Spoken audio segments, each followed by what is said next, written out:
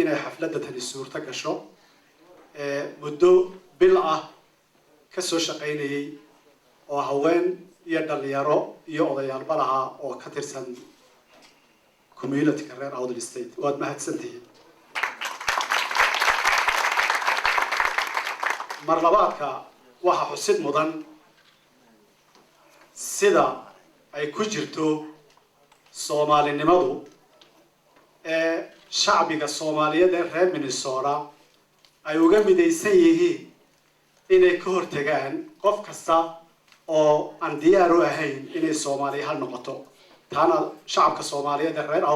reer Minnesota waan ugu mahadnaqaynaa way ku mahadsan yihiin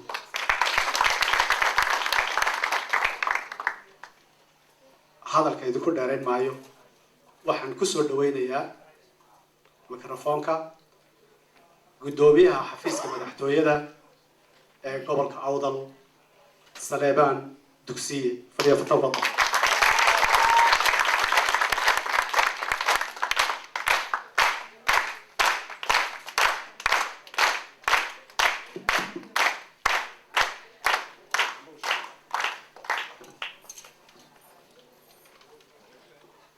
inaan idiin soo gudbiyo salaan aan ka sido maamulka inta naga maqan salaan qaali oo idinka sido walaalahayow madaxweynihii inala joogaa maamulka inta naga maqan salaan qaali aan idinka sidaa madaxweyne ku-xigeenka Awdal State salaan qaali aan idinka sidaa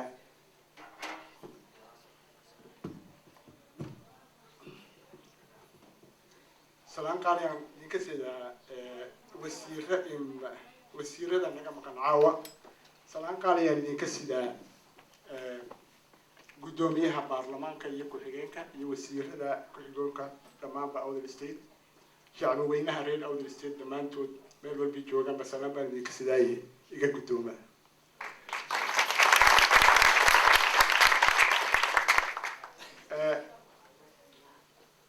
mahadnaq gaar ahaaneed baan u jeedinayaa dhammaantiin dadkiina sharafta leh Soomaaliyeed xafladan ka soo qayb galay maamul goboleedyada wasiirada ku-xigeenada caawa inala jooga halkan na sharafay noo yimid salaan qaali aan igala jeedinayaa mahadnaq dadkii reer Awdal State ee Minnesota sida fiican noo soo dhaweeyay inaan kelmad aanan u helayn aan ku sifeeyana salaan iyo mahadnaq baan soo jeedinayaa dadka wanaagsan in ogahay reer Awdal State xafladan caawa soo qaban qaabiyay iyaga qudhoodana mahadnaq baan u jeedinayaa walaalayaal hal idiin sheego sidoo hadalkaygu u socon doono sida liga socotiin waan iskiin bari marka hore waxaan ku xigsiin hadal u jeeda Soomaali weyn waxaana iga dambeyn doonaa aan ku xigsiin hadal u jeeda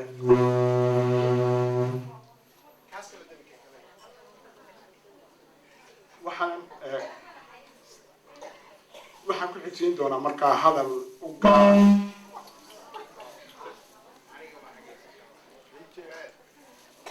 waxaan ku xigsiin doonaa markaa hadal u gaara Awdal State iyo Khaatime State aan ku horeeyo aan iskiin baro walaalayaal magacayga aniga waxa la yiraahdaa Suleymaan Cabdi Dugsiye waxaan ahay nin Soomaaliya u fiirsay ogtihiin waxaan ka sii ahay nin reer Awdal State waan idiin sheegay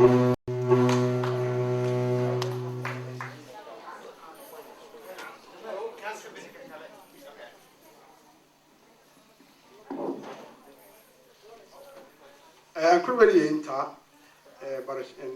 sidaan isku kiin barayo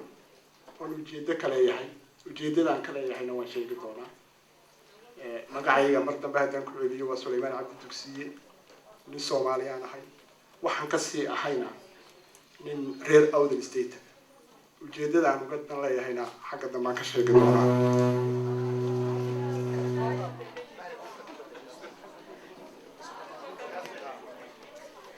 waxaad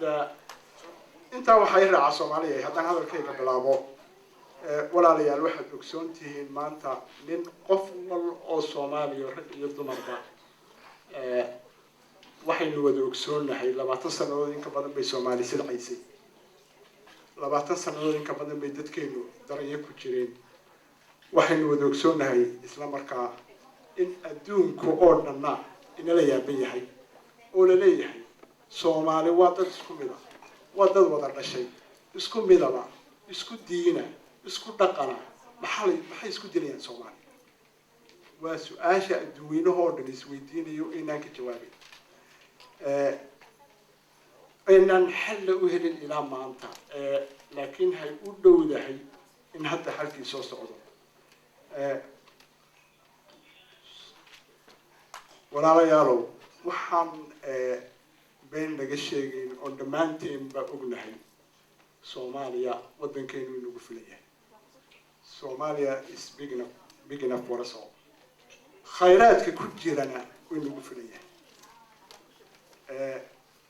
su-aashiisa waxa weeye haddii dhulkeennii uu inagu filan yahay inuu Soomaali nahay khayraadkii dhulkeennaba bad iyo barna uu inagu filan yahay maxaynu isku dilaynaa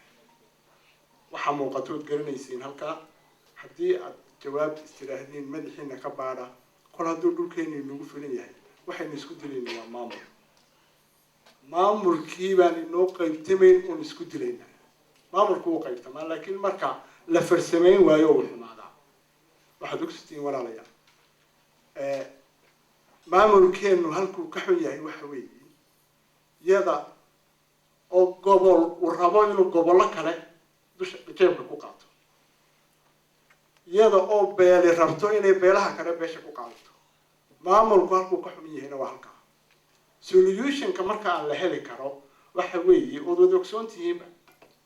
kol hadduu dhulkeenu inagu filan yahay maamulka wanaagsan aan heli karna waxa weeye innaga oo midowna mid noqona maamulka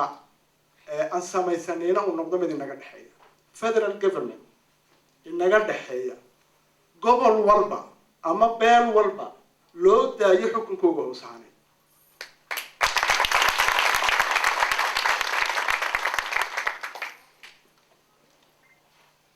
dawada qoraynu leenahay Soomaaliya haddaynu runtii isku sheegnaan waxba iska waxa weeye uu dhamaaday casrigii beeli beesha kale u tarinaysay ama jeebka lagu qaadanayay way dhamaatay waqtigii gobol uu ka ahaa ama ku taagleynta gobolada kala maamulay solutionka maanta inagu filan een ku dhaqmi karno waxa weeye in aynu federal government samaysano maamul sax ah oo inaga dhaxeeya oo si cadaalad ah loo dhiso beel walbana ama gobol walbana loo daayo maamulkeeda oo saxay oo ay noqoto inaan inagu dhexdeena tartano keena liical soo garabka soo qabto sida United States of America Canada adduunku sidoo u nool yahay waa sida inaynu maamul inaga dhaxeeya samaysano dawlad walba loo daayo gobol walba ama beel walbana loo daayo xukunkeega oo saxay waxa la wax ku jabanitaa ma jiro wanaag unba ku jira maamulka inuu baahanayna wada khayraadka dhulka iyo badana waan ka faa'iideysan karnaa marka caruurteennuna mustaqbal way yeelanayaan inaan taa garanno wey haddii aynu garan weyno Soomaaliya ogaada 20 sanadood bay nagu qaadatay silaca inaan maanta uun garanno inaan dib isku soo dhisno haddii maanta aan garan weyno naga xumaato waa 6 sanadood iyo wax ka badan iyo inoo soo noqon jaanis aynu leenahay maanta waa ka in laga faa'iideystana wey xagga waqooyiga haddaan noqdo waa halkay kusayso waqooyiga ka yimid deerawda isteed baan ahay intaan intaa oran aan sheego ujeedadii iga dambeysay sidaan isku kiimaray oo ahayd inaan Soomaali ahay nin reer awdaran ah exactly waa sida define garaynaysa inaynu samaysano wax inaga dhaxeeyo Soomaaliya dawlad inaga dhaxaysa iyo goboladii oo nin walba beeshiisii loo daayo xukunkiisa oo saanay and that's why han idin iri Soomaali baan ahay waxaan ahay nin reer awdar wax ku jawaanina ma jiro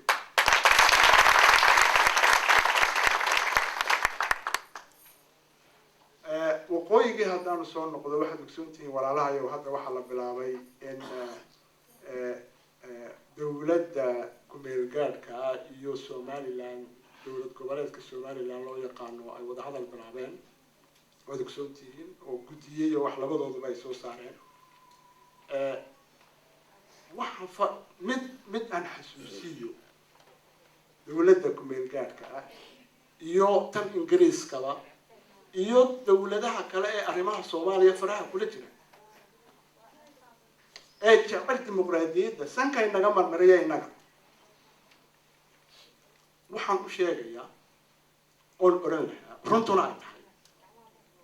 waqooyiga Soomaaliya bahada arintan ay leeyahay walaalahay wada ku soo tiir waqooyiga Soomaaliya ma aha Newfoundland dul bari dawlad la helay maaha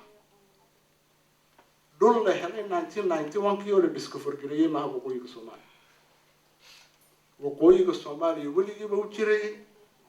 dad la yaqaana ku noolaan jiray beelo la yaqaana ku noolaan jiray Ingiriiskuna beelihii uu ugu yimid markuu kaga tagayna beelihii uu baa ku noolaa haddana beelihii uu baa ku noolaa ma aha wadan 19 kii la sameeyay oo beel qoray ku noosha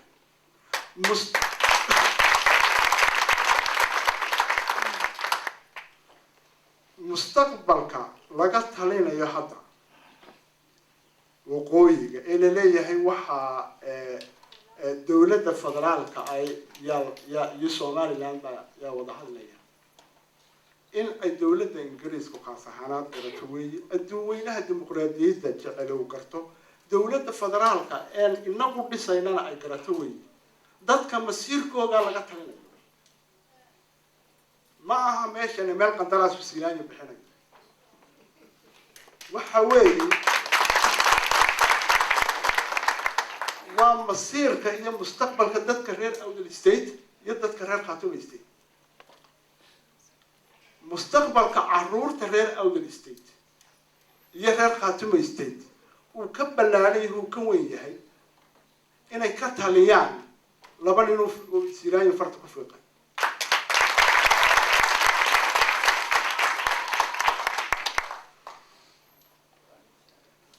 mustaqbalka Awdal State dhulkeega dadkeega iyo caruurteeduba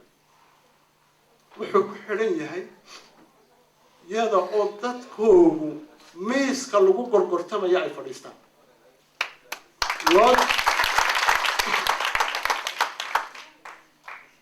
loo talin maayo dadka reer Awdal State iyo dadka reer Khartoum State yagay khusaysaa waa dhulkoogii waa mustaqbalkoogii waa mustaqbalkii caruurtooda in iyagu u fadhiistaan weeye meesha lagu gorgortamayo mustaqbalka caruurtooda halka la geynayo ma aha mid wasiilaanyo farta ku fiiqa laba nin uu diro Sheekh Sharifna laba nin soo diro waxaana leeyahay reer Awdal State iyo reer Khartoum State idinka idin jirtaa waa inaad codsatiin inaad miiska u fadhido haddii kale mustaqbalka caruurtooda waa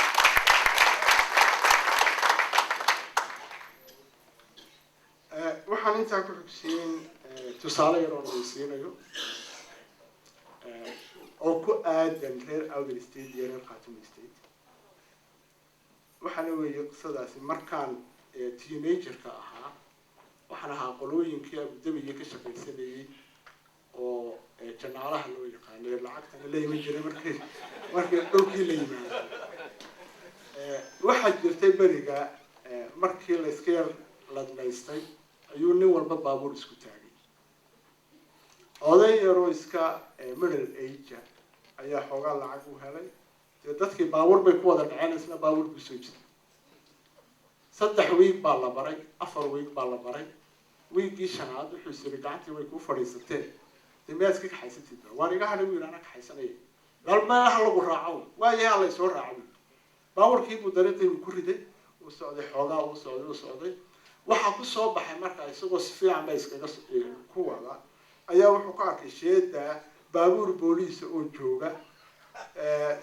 walaaykiina u shidmayo kuwii askartiina ay garab joogaan marka uu naxay waa jooji klitchkii iyo brigii buu kala garan waayay baabuurkiina signalkii uu baxaya booliiskiina way garab joogaan sidii uu socday buu xaq dabada ka qaro baabuurkii fudud waa la weydiiyay waxa la yiri war maxaa ku qaaday waa baabuur booliis lordkii baa u shidmay askartiina way garab joogtaan ya markaas wuxuu yiri markuu bridge-kii uu kala galay break ay soo socday ayuu wax qulu xasuustay waxa weeye steering-kii la waxa ku yaala hoonkii baa ku yaalay intaas oo dhan dheer intaas soo hay askartii markay weydiinayeen maxaa ku qaaday ayaa wuxuu yiri idin maan qarinne maanta oo dhan dhiidhigaas soo hayeen dhiidhigaas soo hayeen maanta oo dhan ma idinku kiina ka kaxaysateen waxaan u jeedaa walaalahayo waxaan u jeedaa baabuurkan lagu rajiyay Soomaaliland ee uu siinayo shirka u fadhiyo ee uu kulban marna galbeedka kula dhacayo marna bariga kula dhacayo intuu inaga baabiyo wixii lama ka kaxsan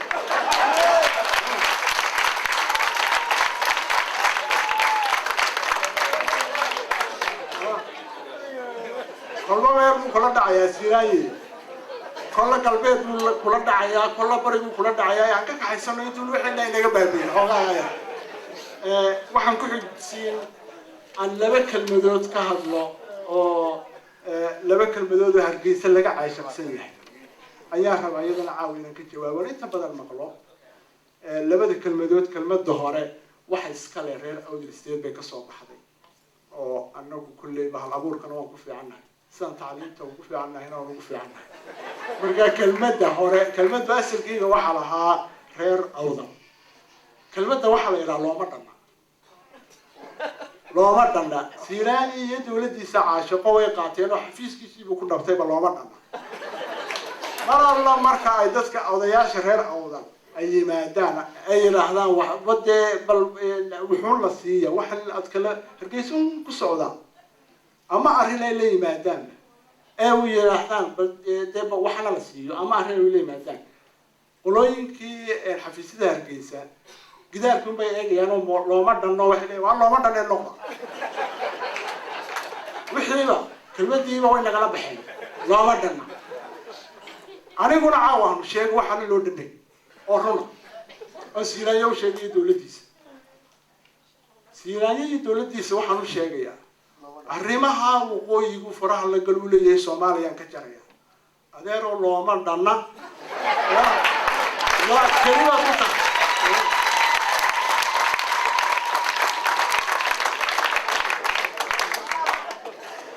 waxaan leeyahay marka meeshan waqooyigu ma aha intaad moodayso uu ka badan yahay gobolladii uma dhanna beelihiina uma dhanna gooni goosadkaasi waa kelida marka adi isagana waa yahaa koladaynaanu dhannayn kelidiina kama talin kara leeyahay marka kelmadda looma dhanna saasaan kaga jawaabin كلمة كلا واحد جرتها هرجيسية إذا أنا لقى شخصية هي أنت بدل الله يلاحظه كلمة كلمة دون كل بلغية قانون إنجليزية وحلا يلاحظها self determination هرجيسها وحلا يلاحظها والديفينيشن كله يعني وحوي إن أي ماشى الله يلاحظه السومالي حق أولين self determination كأنه كقوان سومالي كله وحوي يعني قلنا واحد شيء يا سيد الله سبحانه وتعالى قانون يصير بورا ما لو يقان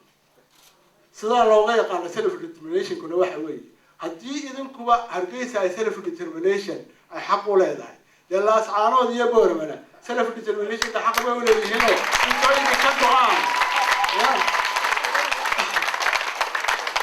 إنتوا إذا كقوان أي سومالي تبي كنا قرية حق ما ولا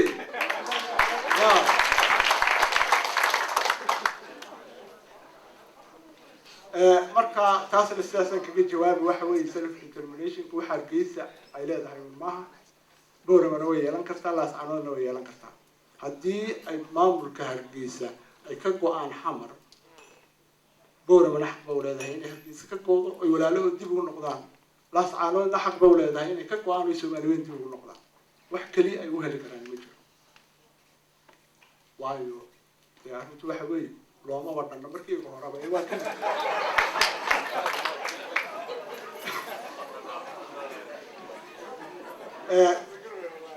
كلنا sidii hore loo sheegay Soomaaliya waa muqadas in la kala jarjarana maaha waa dhul Ilaahay na dejiyay inagoo isku wada dhaqan inta hayar waa adduunka inaga dejiyay inaan ilaashanana meeshay ku jirta laakiin haddana waxa jirta walaalahayo oo soo taagay wax in hoos carara la waayay waxa aanu doonayna ma ahe dad lagu shaqaysanayo oo in hoos carara kulleeba la waayay qisa kale aan idin sheego hoos cararkaas waxa weeye wax leeyahay markii Ingiriisku barigoona haystay waqooyiga ayuu roobku inaga raagay ka raagay dhulka sanaduuna ku diiyay oday Soomaaliyeed baa wax leeyahay ardaygiisi fadhiya ayuu maalin roobkii dhurtay oo xafiifkii ka soo horreeyay baa daay odaygiyo meeshiisii ardaygiis ka fadhiyo ma sha Allah haya Ingiriisku barigoona gumaysanay way ayaa waxa soo halka ka arkay nin Ingiriis oo feerqaawan oo ordaya exercise-kiisa iska ordaya oo eegay oo waaba ninkii uu hormaro roobkiina uu daaya xafiifkii odaygii baa isqaaday waa burkii garab yaal intuu qaatay uu kala daba tago dhulku dhigay kaway waxa odaygii baa laga qabtay wuxuu yiri waxa la yiraahdaa maxaa ninka mid dishay isagaaba lafiisa oo carabiga waa exercise in waxba uu dhimin wuxuu yiri odaygii waxaan u diloon qaadan waayay buu yiri roobkaasna dadaa sugay maanta noo xafiifay in jirkaygiiba gaarin in qoyba sanadalaha hoos cararay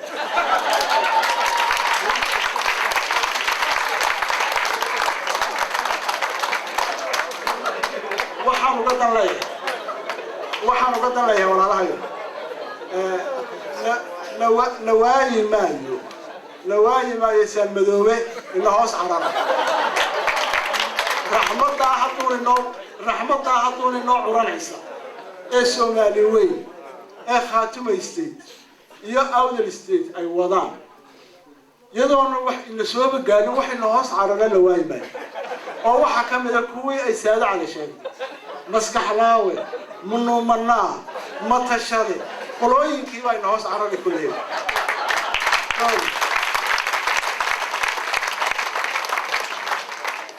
إذا الملهي ولا لا يهل بدين إذا الملهي سدا وذاك لكن وحلا يعني وحلا شيء حلا عقل عليه يا حلا عقل عليه سيلانيو يد ولدي شو يا بابا كله سيدي باليار عيروين جيبك يقبر دو بعد والله عكسي وين معنا ساي قرفدي أو يصير له سوق هذا اللي يخاتم يصير وين معنا حلا عقل عليه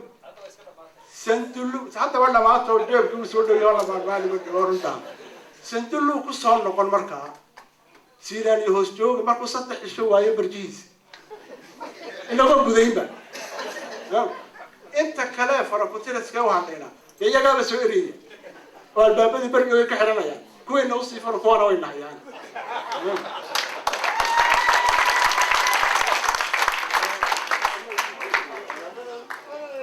ولا ليالتان في قدوي هاي وان سوق بالجبين مركا وحوي غير خاتم استيت ولا ليال سكارة هذاني قبل هذلو شركين تلاح وانك فرحنا بنلمو موجي كل يوم بنلمدنا واحد موجي صادق ودواق فيني أحائل الصومالي أو لصون ولا يو أظهرتيت كتير سيدا غير أو الاستيدنا وانك فرحنا وروحدي النوحة وقت والبا يومين البنجو نبى وقاعدة ولدي قرب تاجناهي مطعمي من ناحي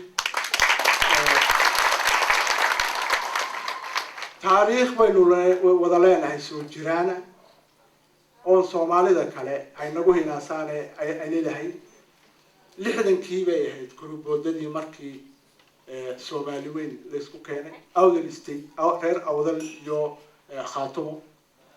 أيها USB دي بيحلو رجلي أيها بال ذهب أيام كجنا على تاريخ الصوماليات وأنا شرفتنا واحد هذا واحد المدة إلا ربوا إلا ينقبض بيو تاريخ ذا وناكسنين صومالي كلنا وانتو بيج كلا ينقبض صحوا كوكلا لا ينوصل يولا يراهدو وكوي صومالي كلا جرب تاينا يلا معها وح بقى هراء ذهب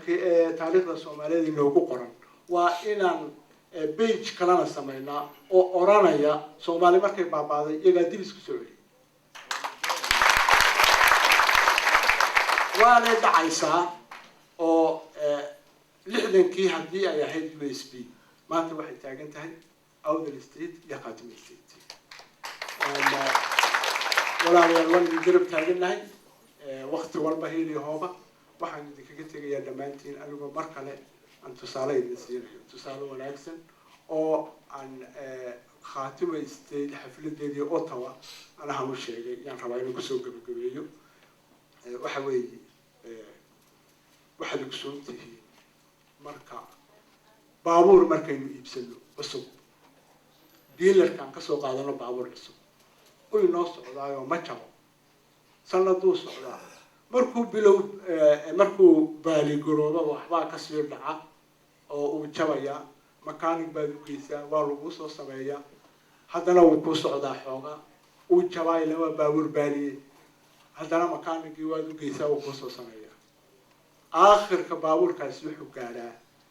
maruu mechanic walba kugu yiraahdo baalkii karimaayo ciladiisii kuwii soo sameeyay u geeya dealerkii warshadii lagu soo sameeyay u geeya waxaan uga dan leeyahay walaalahayow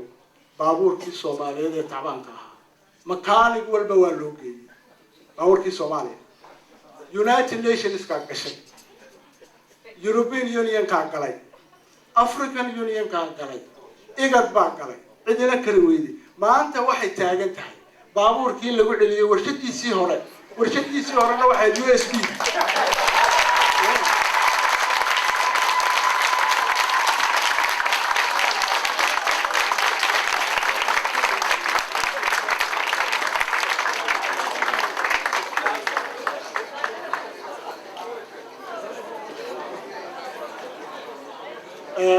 warshadii hore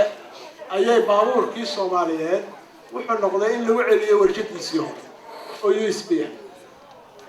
warshadii maanta waxay tahay warshadii USB waxay tahay Awdal State iyo Khartoum State walaalahayo baabuurka ay nagu soo noqday kiyo tayadiisu tii hore ka badan tahay waanu ka baxaa meesha